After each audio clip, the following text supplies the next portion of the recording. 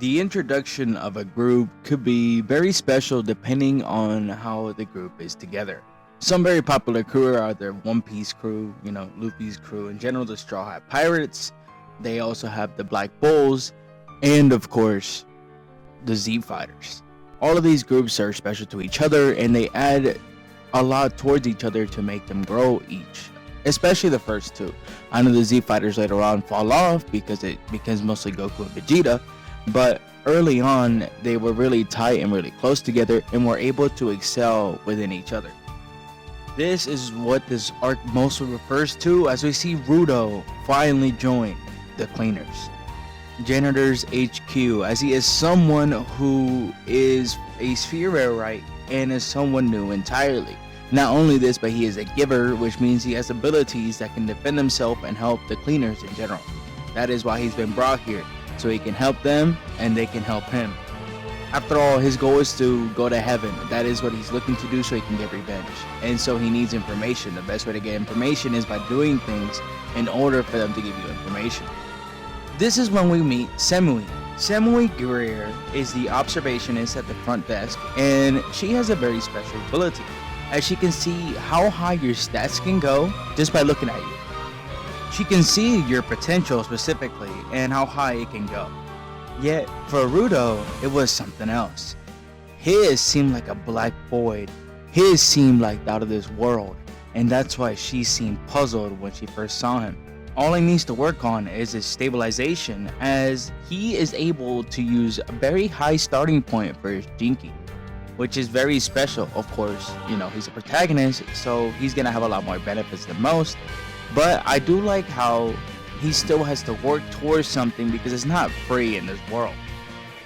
Of course, this group loves to mess around with each other, as remember the fight earlier with Zanka, there was poop all over Rudo, and Engine just started laughing. Engine is like this older brother that will mess around with his younger siblings all the time. That is what his character is from the early bits of it.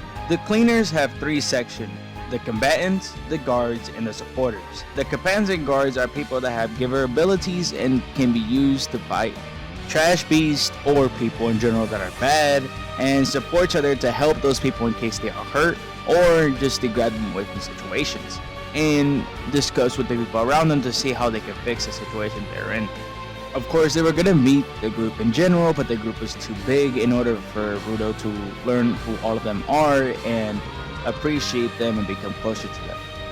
It takes smaller groups in order for you to be a part of a big group, of course, and Rudo is very new to this, so putting him in a giant group is going to be a bit taxing.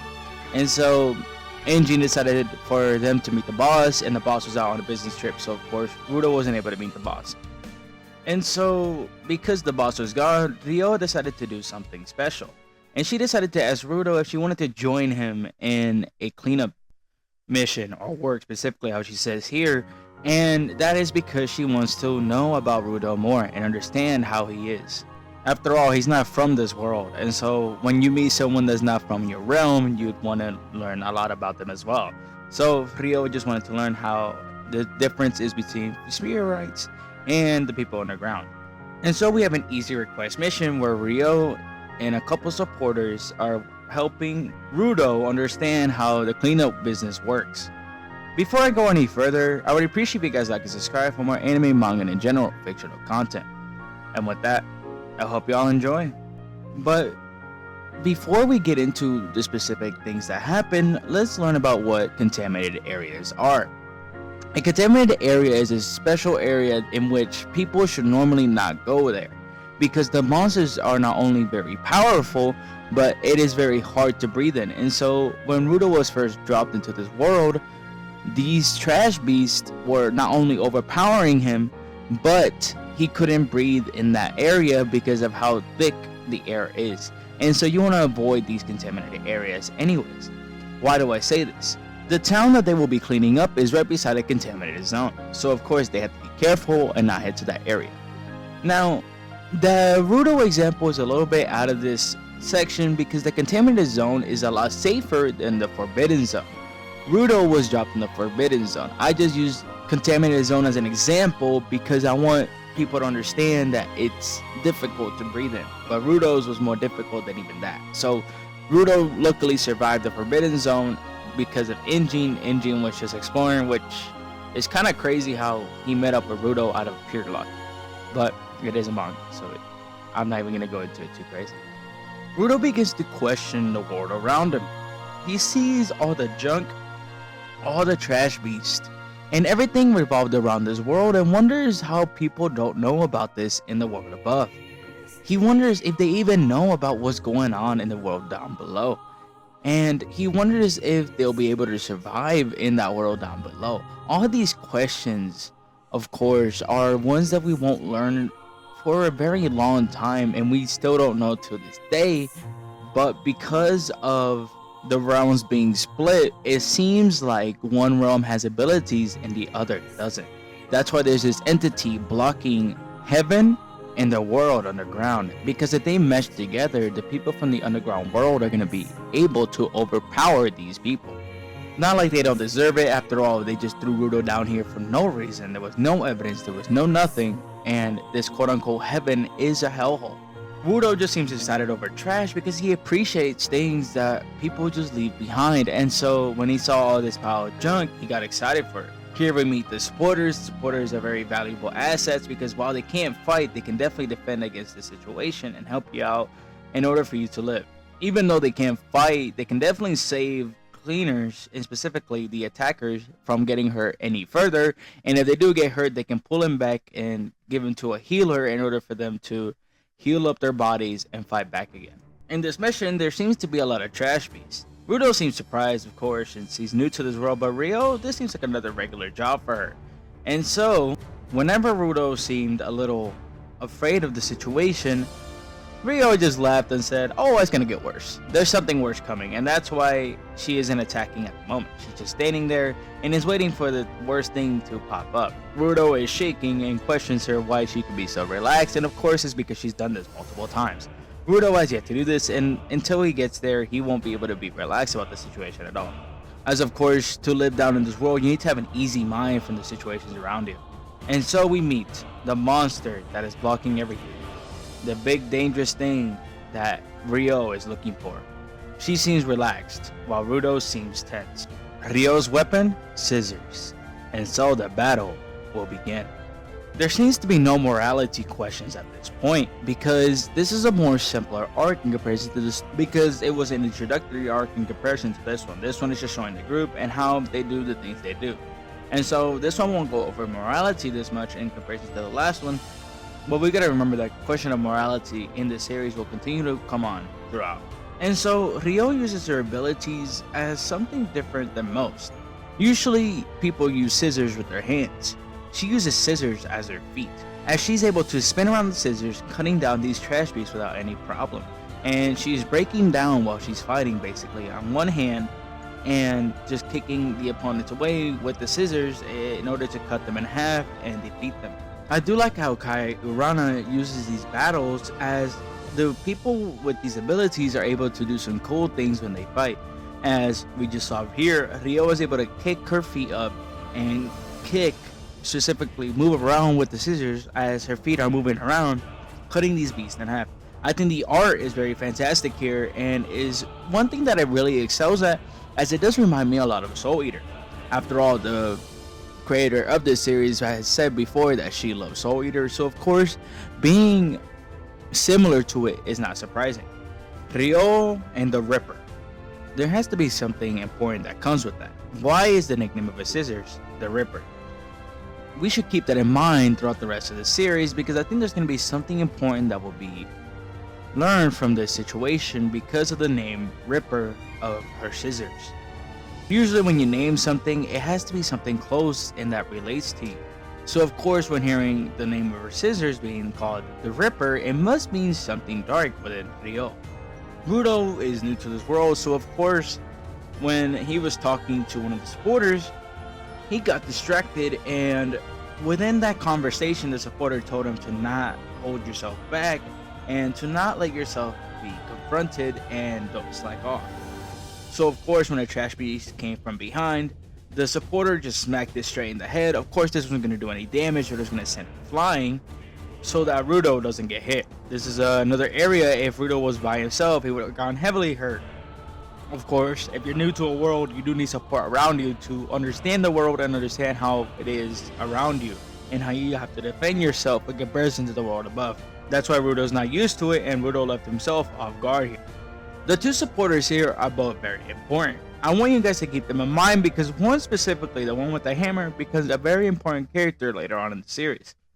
So keep him in mind for the future and understand how he is throughout the entire story that we'll be discussing. The supporters help damage them, but the givers have to kill them. That is how you defeat a trash beast. And so that's why they fight together. That's why they need supporters, because sometimes you can't take them all out on your own. You need support around you. You need help around you throughout situations. I think this is a good way to deal with a lot of bad situations in life, and how if you didn't have the people around you, you struggle more than if you did. See, I'm probably looking into it deeper than usual, but I do think it is nice to keep this in mind because of the situation that Rudo went through last arc. When a trash beast was gonna attack one of the supporters, Rudo came in and defended him because he didn't want to let the janitors down. After all, they saved his life and have helped him throughout the journeys of the underground world. And so he joins Riyo, using his giver abilities to defeat these trash beasts one by one. He unlocked a new ability with the stick that he grabbed, as Rudo can use any weapon just by touching it with his gloves. After all, his Jinki is his gloves. Think about Jack the Ripper from Ragnarok. Same abilities for both. Riyo stated that she cut the big monster in half multiple times and it doesn't want to go down. And so we will be learning how they take it down later. They weren't going to back off, but to win they need to start working together in order to take down this giant trash beast. Here we meet the same people that abducted Rudo, as they are chained together and they're questioning where they are. There seems to be someone watching them though. There seems to be the same man at the beginning of the first arc who killed Rekko. He seems to be wondering where this guy person went. And so we don't know what happens afterwards, but we can assume that was the end of those three. Of course, Riyo now was fighting against the monster with Rudo, and the two of them have to decide how they are going to defeat this monster. Riyo has stated multiple times that she has cut it, and that humans, or specifically normal animals, and trash beasts have the same battle points. So the fact that she's cutting it in half and is not killing it is a little unexpected. And so the supporters are going to help out, figure out a way to defeat it as well, while the two are fighting because they don't understand what is going on. Of course, they're going to be fine because they're overpowering the monster, specifically Riyo, who is just messing with it and attacking it with her scissors, as she is very much stronger than this thing. And so after messing around with the monster, she went on top of its head and found the weak point of where she has to cut. And it didn't take long after one cut that the trash beast was dead. The supporters were worried about the terrain around them, as the trash beast's trash fell all over the ground, and were worried that they could have been caught from any debris. Luckily for them, they had survived the situation and nobody was hurt. All except for Rudo, as he began to fall and didn't know what was going on and what could happen. But luckily for him, one of the supporters had grabbed him from the situation and helped him up. This is why supporters are needed, because without them, Rudo would have been dead right here. After all, the fall seemed kind of big, and the supporters seemed to be strong enough in order to hold Rudo without much difficulty and help him up from the situation he was in. Of course, this was right before Riyo was going to kill the trash beast, but it was just the debris of the damage that the trash beast did. Rudo froze, and of course, one of the supporters helped him survive the situation. After that, Riyo killed the trash beast without much difficulty as she cut straight through its weak point, defeating it there. This is Rudo's first experience as a cleaner. He froze up multiple times, which is very human when it comes to someone joining something out of nowhere. Even when it comes to new military forces, a lot of people will freeze up when they're new to a situation and they don't know what exactly to do. They can freeze up and they can die, which was about to happen if it wasn't for the supporters, or they can attack and run away like the supporters are telling them to do, because they rather him live accomplishing something he wants to do than him die and failing at whatever he's working towards. There seems to be this brotherly relationship or family dynamic between the cleaners because they worry about one another and they want everyone to accomplish their specific goals and not worry about each other as much. Of course, they do worry about one another, but when there's a situation with someone new, they'd rather that person run away than help defend themselves because they don't want them to lose their dreams, and the cleaners are there to support them and support each other. And if someone can't fight, of course they're going to tell them to run away. Of course, after this mission, we see Zanka waking up, and we see the cleaners celebrating something. As the celebration seems to be Rudo joining the cleaners, and everybody was having a great time. All except for Rudo. Rudo seems so down because he almost let the cleaners die, or specifically the supports. Riyo was going to be fine, but he was so worried because he failed them. He not only had a few moments where he froze up, but he had a moment where he couldn't help the supporters and they almost died because of what he did. Which is why he was overthinking the situation, not liking how it ended. This is when Gris, one of the supporters, went up to Rudo to talk about the situation. He wanted Rudo to understand that he did a great job and he shouldn't be stressing about the situation at all. Of course, here's where we learn the other name of the supporter, and his name is Folo. Folo is very important, so please don't forget that name. Just remember him and don't take it too seriously for now. Just remember that name for the future. Rudo was going over an existential crisis of his own life and why he can't help the people around him and how he's a failure until he was stopped. Gris told him, thank you. Thank you for helping me through this situation. Thank you for what you did in that job because you helped Folo live. Rudo was so worried about what he was thinking about himself that he didn't think about what the others were thinking about him and how they appreciate his work and they appreciate how Rudo is. This was new to Rudo as the people from heaven didn't respect him, and this whole new bond was special to him. That's why he froze with a question look, and that's why he listened to Gris with all his words. There was something in Rudo that had awakened in his heart, and he began to realize that the people of the cleaners are good people in comparison to the people of heaven. The cleaners can be something close to him. The cleaners can help him grow, and the cleaners can help him through any situation. We hear Folo's goal. His goal is to defeat the aberrant beast with his own hands, and of course because he's powerless, he can't do that. But he wants to shut people up and make sure they understand that supports are as important as the main attackers of the cleaners. That's why he's doing the things he's doing. That is also something we have to remember for the future. Gris asked Rudo what he wanted to do. Rudo froze up as he didn't know how to answer this specifically, but Gris didn't need an answer. He just told him to think about what it is and start from the very beginning. To have confidence in what you do in this realm because you need it in order to survive. And Jinki came over to help the situation out just by messing with Rudo, by just calming down Rudo from the situation and not making him stressed about him being frozen or worried and not doing what he's supposed to. So he just messed with Rudo to just make him laugh a little bit and get out of that situation out of his head. And so Rudo was invited to eat with everyone as he bonded with the cleaners, and they became someone he could live with and grow with in order for him to achieve his goal. This is when we go back to the people that had captured Rudo to begin with.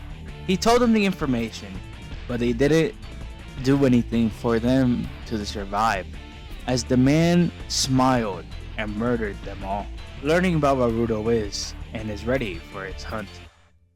Of course, he won't come back until very later on, but he is a very important character from now on, so keep him in mind, as we will see him very soon. The next mission for them to do is that they found another sky person, at least for now, and they asked Rudo to join in this mission in order to sway them and make them understand what is going through. Rudo seemed to understand things quickly, but he got lucky. He found Injin. What if this person is completely different and has no one and is stranded and doesn't trust people around them? Of course, Rudo didn't trust it either, but because of how crazy everything was, it went out and worked out for him specifically. And so basically they're asking him to help this person understand that this world is not bad and that they just need to understand the world in order to live in it. But it is weird that there have been two sky person sightings very near each other. There must be something going on. Maybe a trap. Of course, the cleaners allowed Rudo to decide for himself. They just asked him to join, and if he doesn't join, it's alright. But if he does, then it's best off they have him with them because he could talk to the person from the sky. Rudo joined for his own goal. He joined in order to understand his Jinki and not freeze up as much. And so the group headed out, this time as Zanka as the leader. No Riyo, no Inji. Zanka was leading the charge, and they will all be finding out who the sky person is. They found the merchant who made the request. The person said the situation and hoped they'd understand and figure out a way to defeat the trash beast while saving the person. But the place seemed to be a rundown building. Why is this the way it is? Something feels off about the situation. The man made them run towards whatever the doll was, and they fell into a trap. This was all a trap from the very beginning. It was pretty obvious from the way the person acted and how the environment was around them. And so we see who set the trap, the Vandals. And they will try to take care of the sky person. This is where this arc ends, where a fight is about to begin and we understand how these characters are able to fight against each other instead of Trash Beast. There wasn't much to happen in this arc, but it was enough to understand the group and how they are close together, and it was enough to see how they fight with one another. But this next arc, let's see how Rudo survives. This is the workplace observation arc, completely explained.